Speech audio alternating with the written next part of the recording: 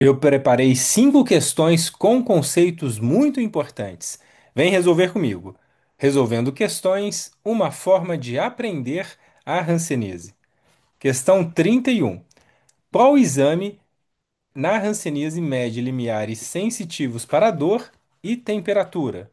Estesiometria, QST, ml-flow ou PCR para Mycobacterium leprae? A estesiometria é um teste de sensibilidade tátil que é feita com um kit de monofilamentos com estesiômetro. O ml-flow é o teste rápido para Hanseníase, é um exame de sangue. O PCR para Mycobacterium leprae é um teste que faz a busca de biologia molecular. A gente faz a busca por fragmentos da bactéria da Hanseníase, DNA da bactéria da Hanseníase. Pode ser feito pelo raspado dérmico ou pela biópsia de pele. Agora vamos avaliar o que é o QST. O QST, também chamado teste de quantificação sensitiva, que a QST é a sigla em inglês. Este teste ele é utilizado para mensurar o limiar de percepção sensitiva para as modalidades calor, frio e dor da via nociceptiva. Ele é usado apenas ocasionalmente na prática clínica, geralmente em centro de referências ou por poucos neurologistas, por questões de custo e por não ser um teste tão simples para ser realizado, não tem uma aplicabilidade tão prática. Ele é feito com este aparelho grandão, ele tem um termodo, que é como se fosse um eletrodo, né? Um termodo por causa de temperatura, que ele vai ser colocado sobre a pele, na região que a gente vai testar.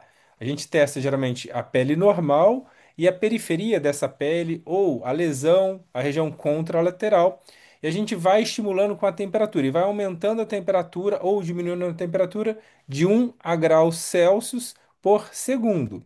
Então, aqui é um exemplo. Essa paciente é uma paciente que eu fiz durante o meu doutorado. Eu tive a oportunidade de trabalhar um tempinho com o QST e é colocado aquele termodo sobre uma região e eu vou estimular a temperatura. Eu vou esquentar aquele termodo e eu vou resfriar aquele termodo. Esse aparelhinho aqui que está na perna da paciente, ele é conectado a um sistema, aquele outro aparelho, né, por esse cabo, e aquele aparelho é ligado no computador e eu vou estimular a temperatura. Eu vou aquecer esse termodo e eu vou resfriar esse termodo. E eu vou pedir para a paciente me informar o momento que ela começa a sentir frio, o momento que ela começa a sentir calor. O momento que ela começa a sentir a dor pelo frio e o momento que ela começa a sentir a dor pelo calor, pelo quente. Ela fica com o mouse, segurando o mouse, e ela vai clicar o mouse na hora que ela sentir o frio, ela vai clicar o mouse na hora que ela sentir o calor, ela vai clicar o mouse na hora que ela sentir a dor pelo calor ou a dor pelo frio. Eu vou pedir para ela, nesses momentos, para ela me informar. E eu vou testar aqui. Aqui é uma paciente com hanseníase que ela tinha perda de sensibilidade no joelho, no pé, e eu testei várias dessas regiões.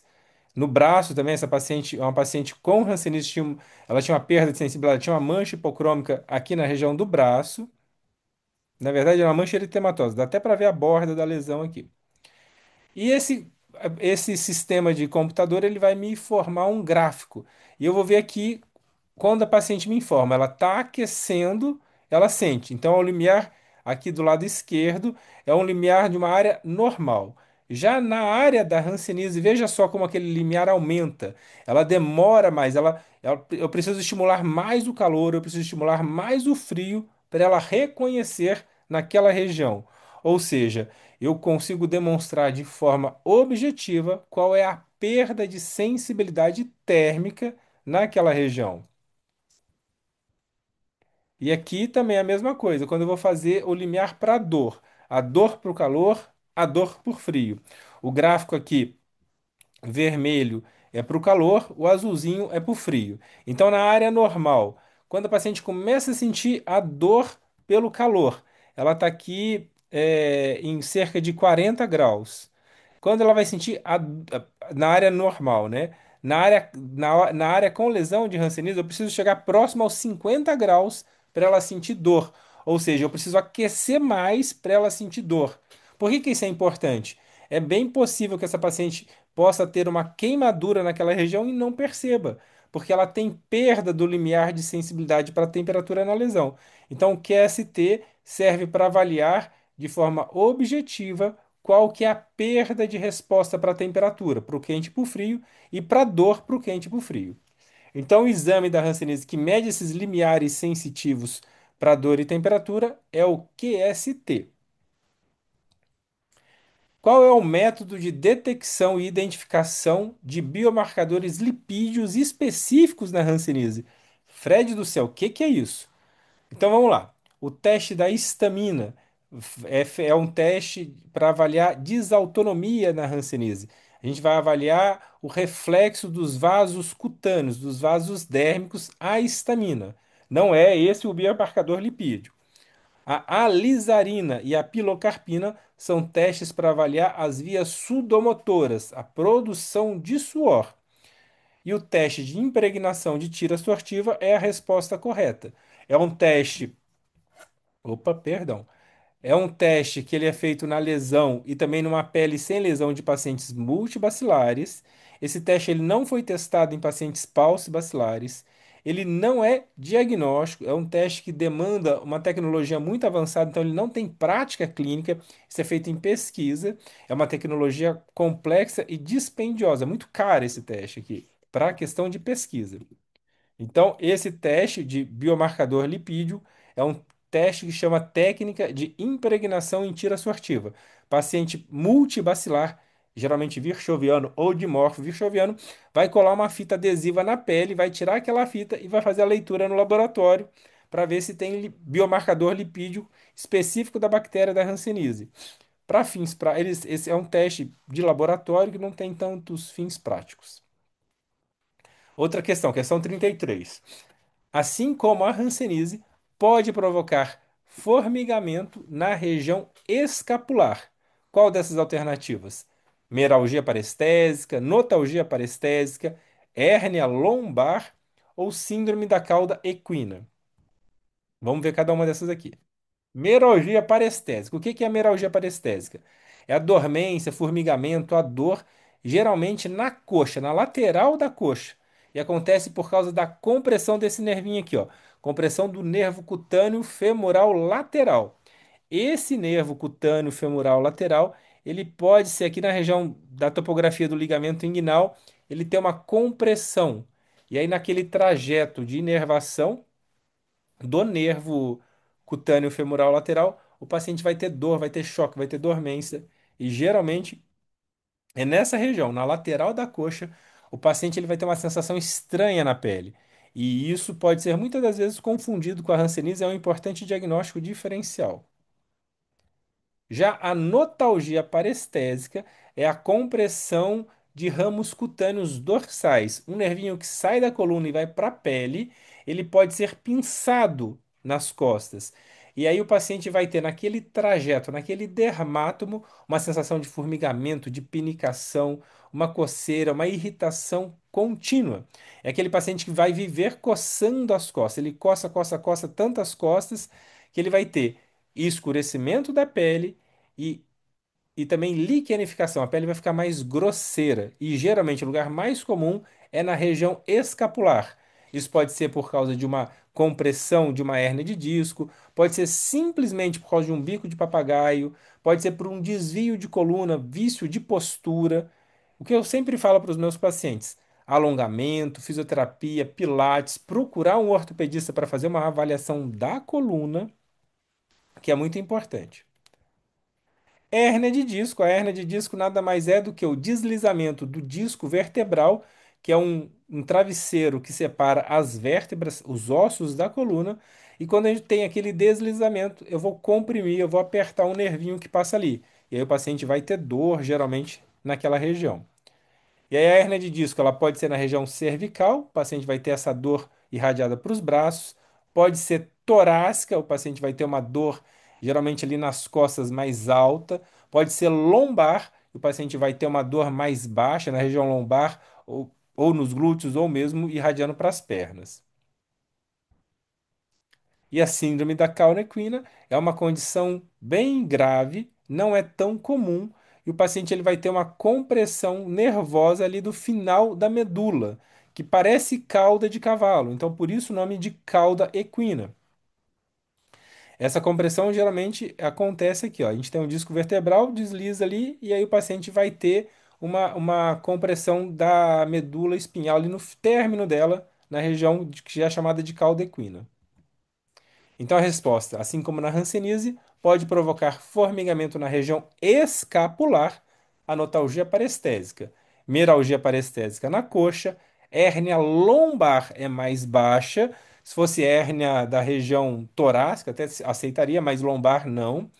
E a síndrome da cauda equina também não. Então a resposta correta é notalgia parestésica. Lesão 34. Perdão, questão 34. Lesão que pode aparecer na hanseníase por perda de tecido elástico da pele, resultando em áreas de flacidez. Alternativa A, acromia. Não, acromia é perda de cor da pele, é surgimento de manchas acrômicas, de manchas esbranquiçadas. Então não é perda de tecido elástico. Alopecia. A definição de alopecia é perda de pelo. O paciente na hanseníase ele pode ter alopecia focal. A bactéria da hanseníase pode causar um dano no nervinho do músculo eretor do pelo, deixar aquele pelo mais frouxo, aquele músculo mais frouxo, e o paciente ter perda de pelo, vai ter queda de cabelo. Ou por infiltração daquela região, o paciente vai ter dilatação, né, a pele com aspecto de casca de laranja e cai o pelo. Isso é alopecia. Anidrose. Anidrose é a perda de suor, a diminuição, a ausência de suor. A anetodermia é a definição justamente para perda de tecido elástico, podendo resultar em áreas de flacidez. Geralmente acontece nas lesões de Hanseníase virchoviana, nos rancenomas, que a pele fica toda infiltrada quando o paciente trata aquele rancenoma murcha. E conforme aquele rancenoma murcha, perde o tecido elástico e aquele paciente fica com lesões anetodérmicas. Parece um saquinho vazio. Você coloca o dedo, você afunda a pele. Então, a alternativa correta é anetodermia. Questão 35, para finalizar, essas cinco questões, qual é uma das principais complicações neurológicas da hanseníase em casos avançados? Dentre as alternativas: perda de visão, Alzheimer, insuficiência renal ou alteração da frequência cardíaca. Vamos lá. A alteração da frequência cardíaca não é complicação neurológica. Insuficiência renal não é complicação neurológica. Alzheimer. A hanseníase não causa Alzheimer. A hanseníase não causa dano no sistema nervoso central. Pode até provocar lesão em nervo craniano, mas no cérebro, no encéfalo, não provoca. Lembra que a hanseníase tem um gene dela que predispõe à hanseníase, que predispõe também a Parkinson, não a Alzheimer. Fazendo só um adendo aqui, que não tem nada a ver Alzheimer com Parkinson, mas só para a gente aproveitar e lembrar aquele conceito. O gene PARC2, que predispõe a quadros precoces de Parkinson, também ele tem suscetibilidade à hanseníase. E perda de visão. Será que é a perda de visão? Então vamos lá. Hanseníase ocular. Olha que artigo interessante dos arquivos brasileiros de oftalmologia, trazendo as alterações oculares da hanseníase. E eu destaquei aqui em azul, mostrando que na literatura a cegueira acontece de 4 a 11% dos pacientes com hanseníase, ou seja, não é tão incomum o paciente com hanseníase ter perda de visão. Isso é uma coisa muito séria que a gente precisa ter muita atenção. E isso pode acontecer por perda de sensibilidade, por infiltração bacteriana, pelo lago oftalmo.